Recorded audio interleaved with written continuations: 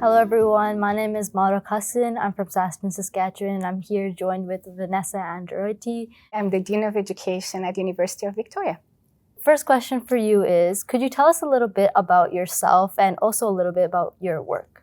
So my work in education is at the interface of two kinds of questions. So first, on the one hand, questions related to historical, systemic, and ongoing violence. And on the other hand, questions related to the unsustainability of our current habits of being. So I work with a research collective. I work with Indigenous communities here in what is known as Canada today, and also in the Global South, thinking about how education can help us hold space for everything that's happening, for difficult conversations, for even sometimes painful things, without relationships falling apart and without us feeling immobilized or overwhelmed or wanting quick fixes or to be rescued from the discomfort that holding all these complexities generally brings us. Thank you. You have written a book called Hospicing Modernity. So could you quickly give us the brief rundown about what is modernity? Mm-hmm. So modernity can mean many different things in many different contexts. In the book, there's a chapter about who is modernity, and we look at modernity as a living entity. It is a story, it's a living story, and generally it's a story about progress, development, and civilization that has spread around the world in violent ways. And modernity has its gifts, it brings gifts to us, but it also depends on violence for it to be sustained and expanded. So the underside of modernity is colonialism. And if we think about the future of modernity, there is unsustainability because the planet has limits and modernity offshoots the limits of the planet.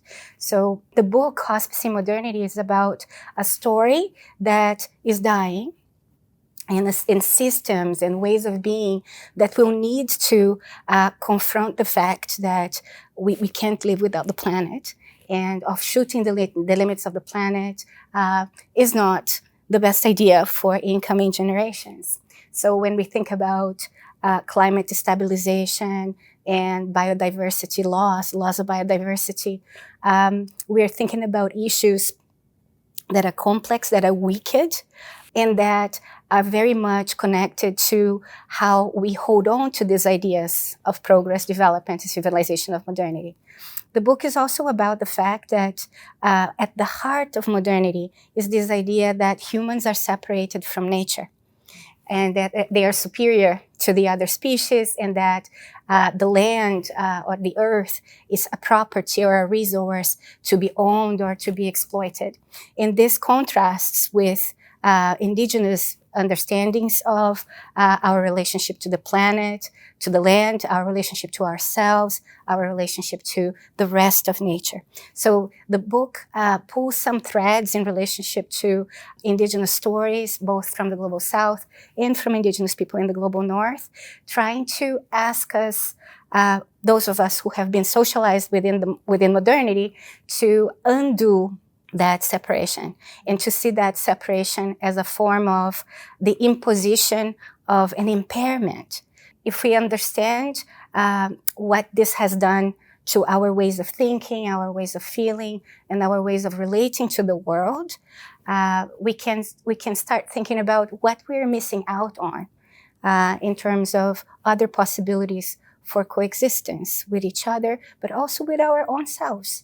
And this is not about negating or denying or trashing modernity. We're not trying to kill modernity, but we're trying to have our relationship to modernity mature, and for us to be able to invest, so disinvest in what's harmful and invest in something that could be regenerative for human beings and non-human beings alike.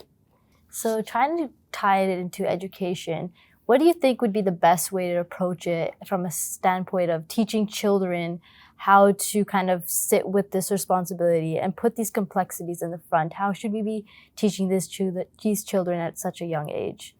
It's interesting that you say this, because right now there's such a gap between generations, and intergeneration conversations are very difficult because of these gaps. But from my perspective, the incoming generations, and this is one of probably the positive effects of technology, they have this understanding of complexity as something intuitive to them. So if you think about, for example, when search engines appeared, that changed already education immensely. Although we still have lingering effects of what has not changed, right? So before these search engines, we had the teachers curating the curriculum for the students. So the information that I was exposed to at school was curated by my teachers. And if I wanted more information, I would have to go to the library or ask my peers, but I never had, at a young age, access to all information that was available to me through a search engine. My daughter, on the other hand, when she was 6 years old, she already knew how to read and to write, was already Googling things on the internet, right? So that, when I saw her doing that, and I saw her, she was Googling parts of the body. And you know where I'm going with this, right? What she would be exposed to in education. When I sat with her to think about the implications of this, like, what do you do if she's looking at certain parts of the body on the internet? She will have access to information I don't want her to have access to at a very early age. Then do you take the internet away? Do you sit with her through the content? Or do you forbid her to use the internet, and then she will find it in somebody else's house or on her phone? So education, instead of then curating the curriculum for the child, is about helping the child process the information that they are exposed to. And that's why I've been talking about probiotic education. So we are ingesting a lot of things, but we don't have the time or even the container or the capability to process all of these things, or the discernment to say, this is information, this is misinformation. And critical thinking, as you were saying before, is extremely important for that. And so is emotional literacies, to be able to relate to these things in a different way, and relational literacies as well, so that we can broaden the scope of what we feel related to and accountable to as well.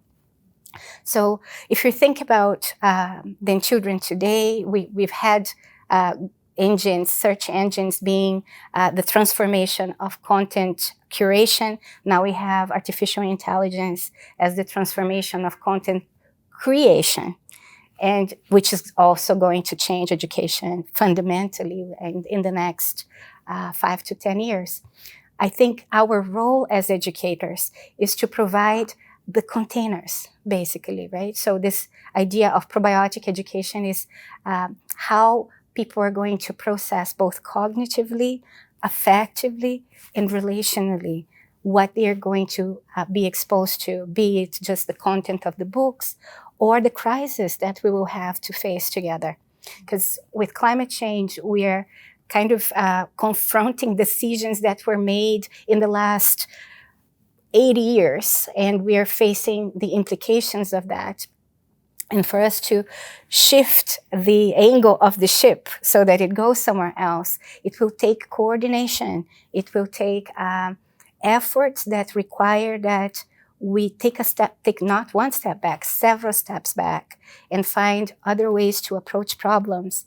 Actually find other ways to pose problems, to approach problems, to coordinate, and to organize very differently than what we have organized to date. So we will still need some technical solutions for this to be able to slow down the escalation of the crisis, but the problem is not fundamentally technical. The problem is relational and cultural. So to change relationships and culture, this is very different from changing a technical problem, or to solving a technical problem. So I think the role of education is very much in providing the knowledge and skills that we need to solve technical problems. That's there. But fundamentally, education is about shifting the ways we relate to ourselves, to each other, and to the planet, and understanding that this planet right now is in need of that change, and that if we don't change, we may be putting ourselves at risk of premature extinction as a human species.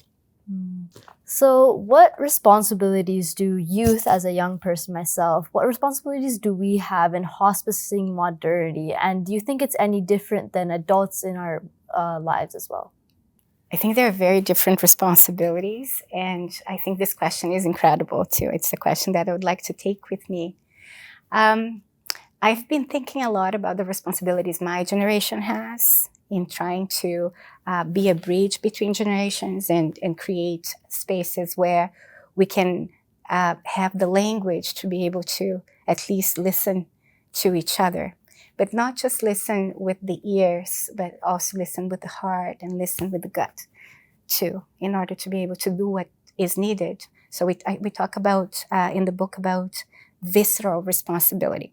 And visceral responsibility is not about an intellectual choice or a matter of convenience. It's that kind of responsibility where you will do the right thing, even if it goes against your self-interest, or even if sometimes it may be different from what your culture expects you to do. But if that thing that you need to do is in the best interest of incoming generations, it's in the best interest of other species, if it's in the best interest of the planet, you won't have a choice. That thing will compel you to do the right thing in any circumstance, even if it's a small thing.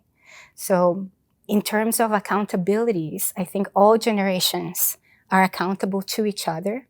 All generations are accountable to the non-human beings, and all generations are accountable to not just the human species, but all the beings that are coming into life, into the present from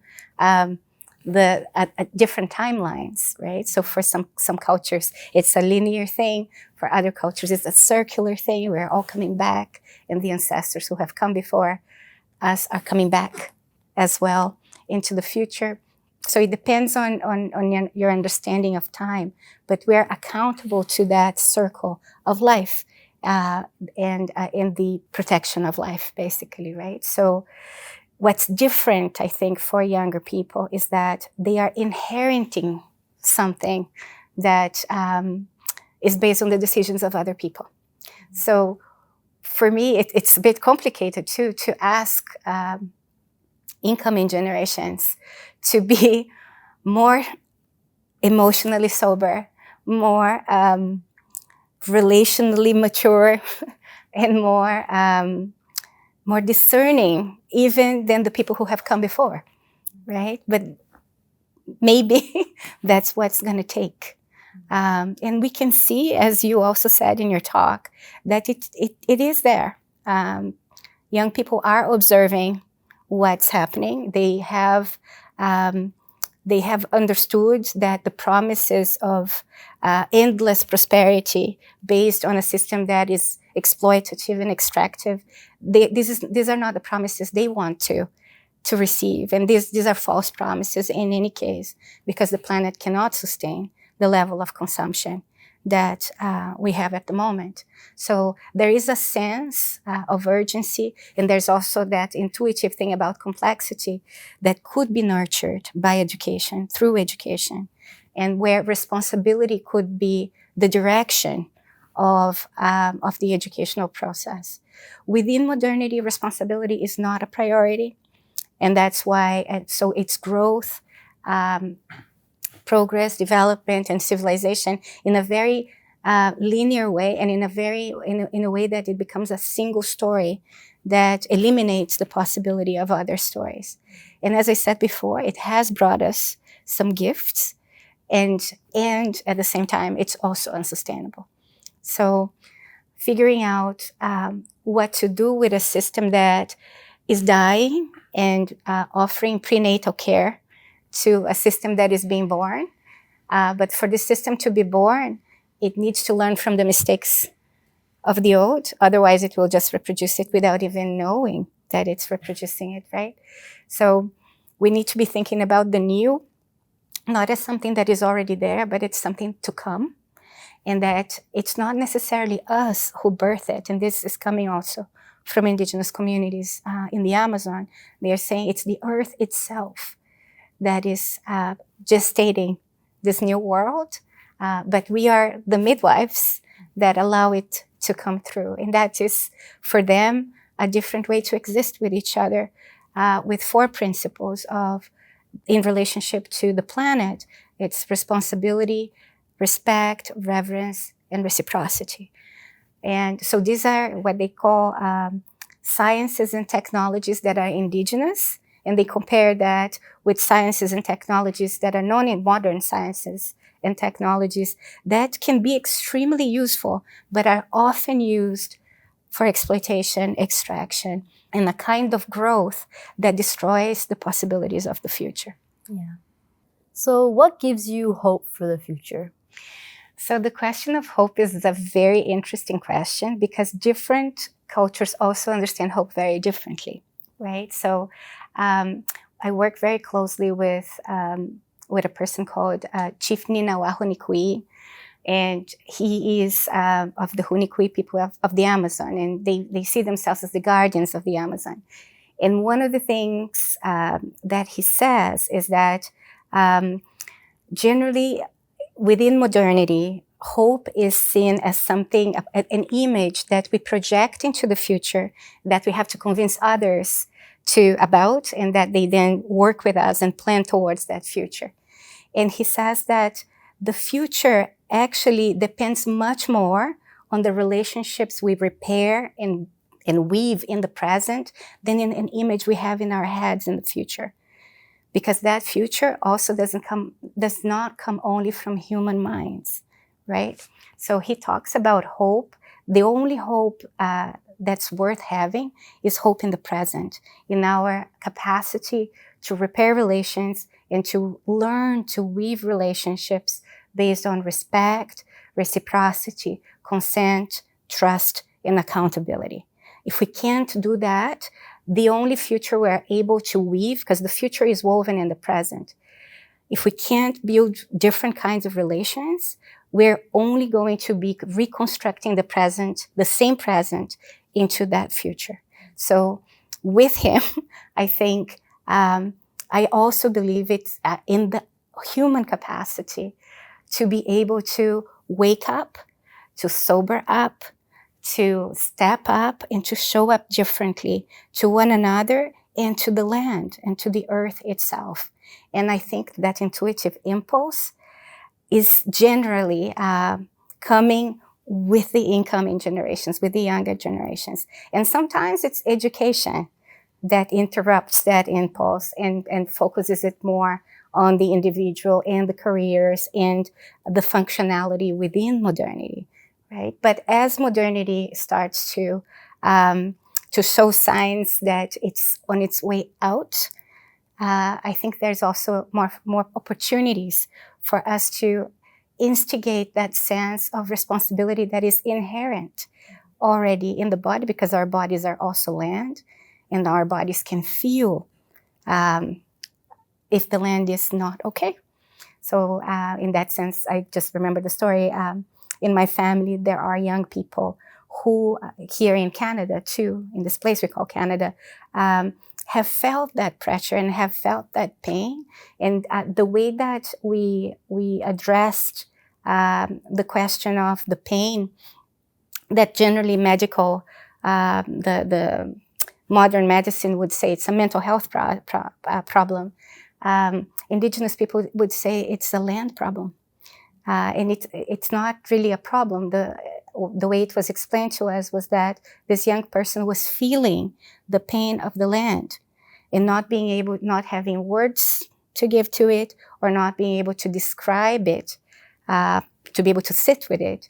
So when this young person received the words and they were told, what you're feeling is not just in your body, it's something that's coming from the outside that you're connecting with. They said, yes, it feels like a phantom limb pain, right? And I don't want to have it. That was the first response. But then there was the realization that society in general and schools also in particular, they try to numb us to this pain of the world. But the refusal to numb to this pain, I think, is what I'm starting to hear from younger people. And a different relationship with pain, where pain becomes leverage for responsibility. And where you see that you are not separated from that land. And if that land is hurting, you are hurting as well. If you're hurting each other, we're hurting a big metabolism, right? That if the land is sick, we are sick, right? If we're being violent towards one another, it's a symptom of this disease, of this illness. So the people I work with talk about the need for healing. And this healing is much more than what we can imagine through modern medicine, which is just placating pain. It's not about that. And they talk about the healing of our thinking, the healing of our feeling, the healing of our relations, the healing of our exchanges, and the healing of our participation in the cycles of life and death. And they talk about the fact that for us to live well, we also need to learn how to die well, and how to age well, and how to grieve well collectively. And that those are some of the lessons that I think modernity has exiled or blocked, because it was focusing solely on this form of progress and development that is technological, urbanized, metropolitan, and based on consumption. And as I said before, there are some gifts in there, and there are also some harms that need to be addressed urgently. Thank you. Before we end off here, do you have any questions for me coming from the youth about your work? So you talked a lot about critical thinking, which is something about something to do with intellectual reasoning. So I would like to ask you about the processing of emotions, and the processing and the broadening of relations, and what you would have to say about that. For me personally, critical thinking isn't just like thinking about the facts. To me, it's also opening yourself to other people's stories. It's being able to connect with these other people that are going to build those relations. And if we're able to do that, then I think you've been able to achieve critical thinking. Because once we're able to build those relationships, once we're able to open up our own lenses, take ourselves out of the context, and allow other people to fill that container just so that we can see how it works, I think that's when we're going to be able to move together as a society and not just individual pieces. Because as you said, we are connected to the land. We're all kind of interconnected in that way. And if we are interconnected, we also have to move together, right? And so in order to do that, we don't have to just think about the facts. The facts aren't going to tell us about the story of the man who lost his house due to climate change. That's not going to tell us that story. We have to hear that story from the person in order for us to feel anything. And we need that feeling there in order to be able to connect with them. And once we can connect with them, we can create better solutions for our future as well. So you talk about us being able to take a step back and create something that can be touched and where other stories can land. So do you see the role of education as something that can teach us to take a step back? Yes, because education is where I actually learned how to do this as well. I went through gifted education in elementary, that the main focus of education was teaching us how to connect with each other well and allow other people to impact us in a way that's beneficial. So if teachers are able to allow children to interact with each other without necessarily dictating how their conversations go, just allowing open space for them to connect with each other, inviting other people as well from different communities to talk to these young people who are very impressionable, and get them to just like get in the habit of doing that and make them comfortable doing that. Because sometimes it's hard to reach out to different people and be able to talk to different people, but getting young people to be comfortable doing that is something that I think education plays a big role in. And also teaching us to value that sort of relationship with others is what's going to ultimately lead to better education. So I talked a little bit in the talk about, in the keynote, about education as lifelong and life-wide inquiry. And what you're describing is very much this ability to be together with a challenge and deploy curiosity and collaborative thinking and feeling and sensing and embodied knowing in that process. Do you see it as something that is also in what you're describing? Yeah, absolutely. I think that engaging the heart and the gut as well in education is completely in line with where we should be heading to together in the future. Mm-hmm. So my last question is, what keeps you awake at night? The future. It's very uncertain because we don't know what's going to happen tomorrow. And I'm afraid that if we keep on going like we are right now, we keep on shutting out those voices that need to be heard, we aren't ever going to reach those solutions. But that being said, I'm seeing a lot of work being put forward by young people and by older people as well, like you, to reach out and engage youth as well. And that kind of settles me, helps me fall asleep at night. That hope that, not everything's lost. People are out there still trying to build these connections to make sure that there is a tomorrow. And I think that's what's really important to me as well. It touches me a lot that your hope is a hope in the present and what's already happening. Yeah. Thank you.